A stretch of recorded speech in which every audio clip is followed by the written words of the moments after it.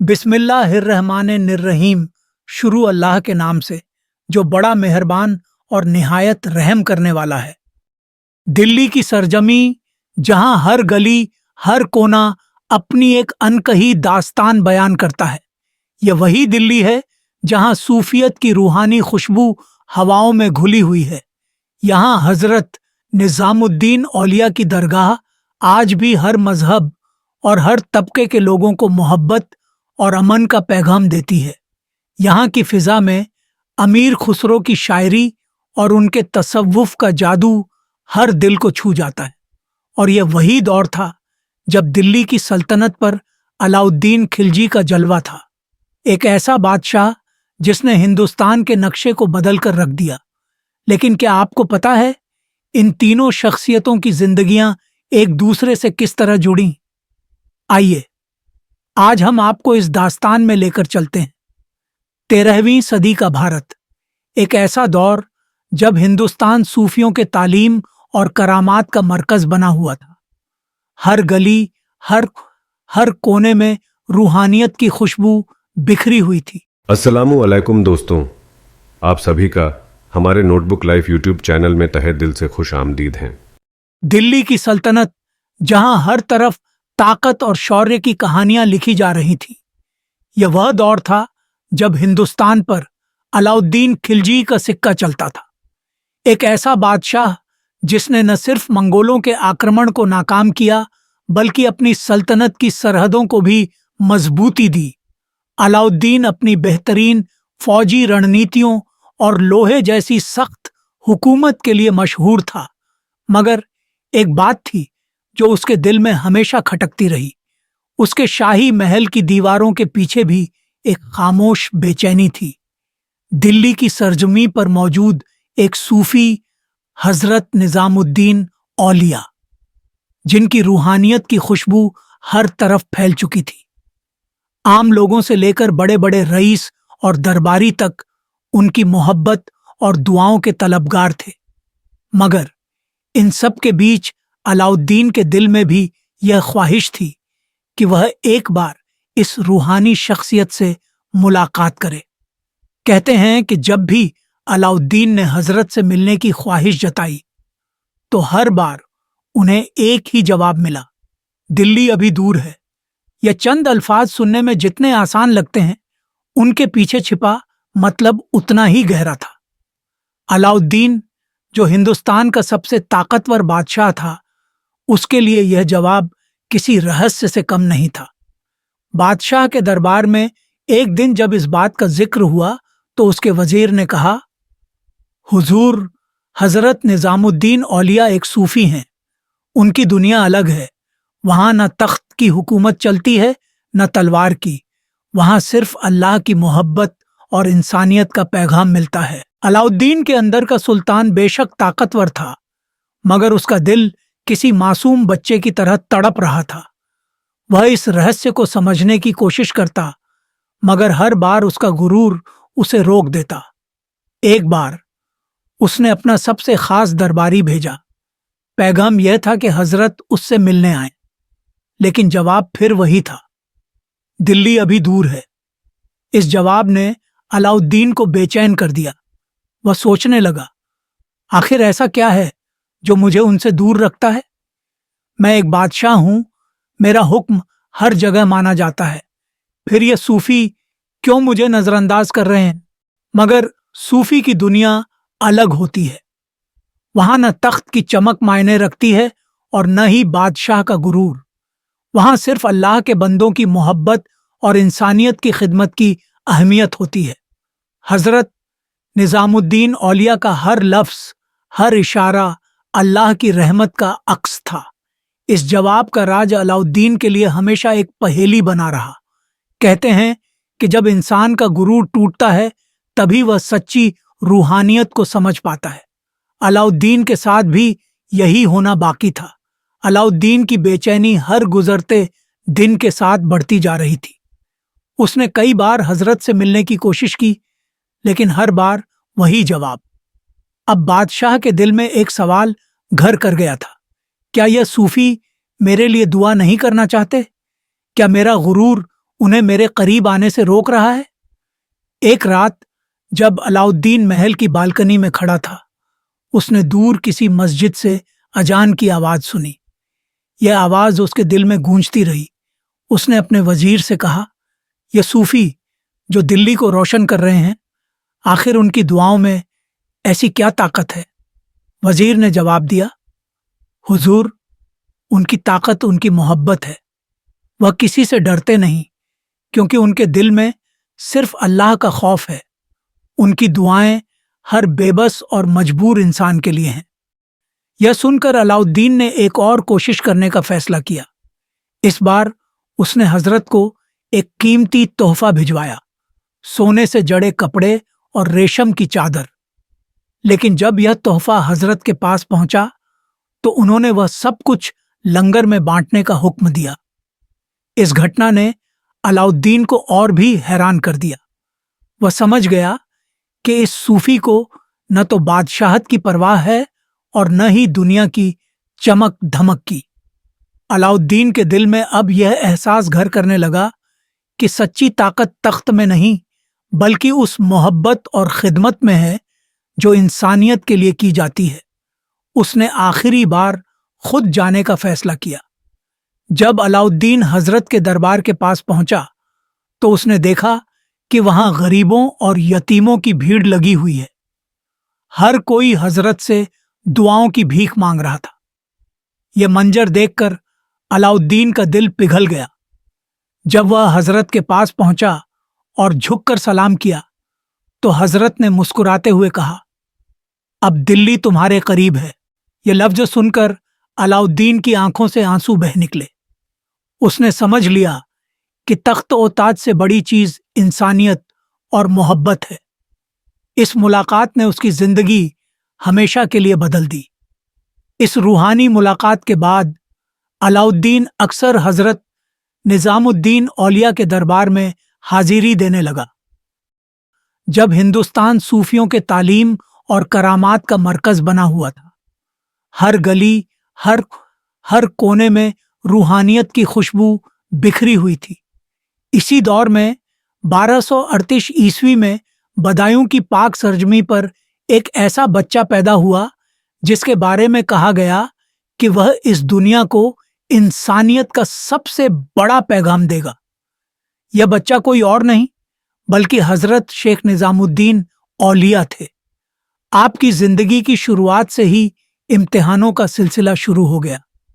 महज 5 साल की उम्र में आपके वालिद का इंतकाल हो गया। एक मासूम बच्चे के लिए यह गम किसी पहाड़ से कम नहीं था। लेकिन कहते हैं ना कि अल्लाह अपने खास बंदों की परवरिश खुद करता है। आपकी अम्मी जान बीबी जुलेखा एक निहायत ही पाक औरत थी। उन्होंने आपको न सिर्फ पाला बल्कि आपके दिल में अल्लाह और उसके रसूल की मोहब्बत कूट कूट कर भर दी। वह अक्सर आपको यह सिखाती कि बेटा, अल्लाह की राह पर चलने वाले को कोई रुकावट डरा नहीं सकती। उनकी बातें आपके दिल में एक बीज की तरह घर कर गईं। जैसे जैसे आप बड़े हुए, आपकी तालीम के लिए दिल्ली का रुख किया गया। लेकिन यह कोई साधारण सफर नहीं था। रास्ते में हर कदम पर आपको इम्तिहानों का सामना करना पड़ा।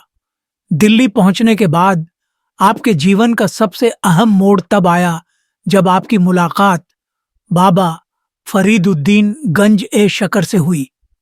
यह मुलाकात एक आम मुलाकात नहीं थी। कहते हैं कि बाबा फरीद ने पहली बार आपको देखा तो उनके लबों पर एक मुस्कान आ गई। उन्होंने आपकी आंखों में वह रूहानी चमक देखी जो अल्लाह के खास बंदों में होती है। बाबा फरीद ने आपको अपनी शागिर्दी में लिया और कहा, बेटा, इंसान का सबसे बड़ा मकसद है इंसानियत की खिदमत। अगर तुमने यह सीख लिया तो तुम्हारा नाम हर दिल पर लिखा जाएगा। उनकी यह बात आपके लिए किसी वसीयत से कम नहीं थी, लेकिन यह सफर इतना आसान नहीं था। बाबा फरीद ने आपकी परख के लिए कई इम्तिहान लिए। हर इम्तिहान में आपने अपनी लगन और सब्र का ऐसा सबूत दिया कि बाबा फरीद ने कहा, निजामुद्दीन, तुम सिर्फ मेरे नहीं बल्कि पूरी इंसानियत के लिए रहमत बनोगे। यही वह लम्हा था जिसने आपकी जिंदगी को ایک نیا مقصد اور منزل دی۔ 1253 عیسوی اتر پردیش کا پٹیالی علاقہ۔ ایک رات جب آسمان ستاروں سے جگمگا رہا تھا، ایک ایسے بچے نے جنم لیا جس نے آگے چل کر ہندوستان کی تواریخ میں اپنا نام سنہری حروف سے لکھوایا۔ اس بچے کا نام رکھا گیا ابو الحسن یامین الدین خسرو، جسے آج ہم سب امیر خسرو کے نام سے جانتے ہیں۔ خسرو کے بچپن سے ہی ان کے اندر ایک خاص چمک تھی۔ ایسا لگتا تھا جیسے اللہ نے انہیں کچھ انمول تحفوں کے ساتھ اس دنیا میں بھیجا ہو۔ ان کے لفظوں میں ایک عجیب سی جادوئی کشش تھی۔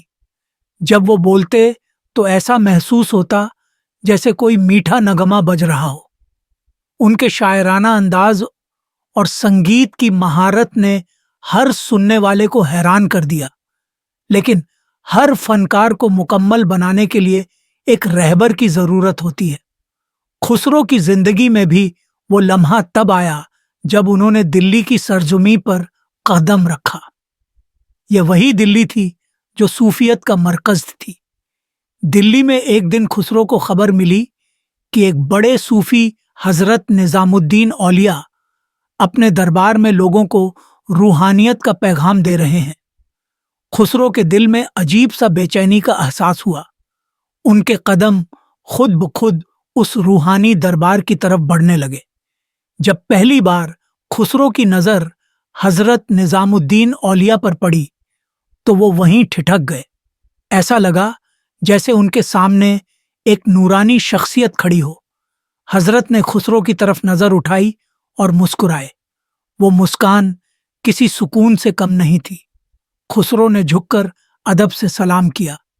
ان کے لبوں سے صرف اتنا نکلا، حضور، میں آپ کا شاگرد بننا چاہتا ہوں، مجھے آپ کا وسیلہ چاہیے۔ حضرت نے انہیں اپنے قریب بلایا اور کہا، خسرو، اللہ نے تمہیں ایک خاص مقصد کے لیے اس دنیا میں بھیجا ہے۔ تمہارے الفاظ لوگوں کے دلوں کو جگائیں گے، لیکن یاد رکھنا یہ سب خدا کی رحمت سے ہے۔ اس پہلی ملاقات نے خسرو کی زندگی ہمیشہ کے لیے بدل دی۔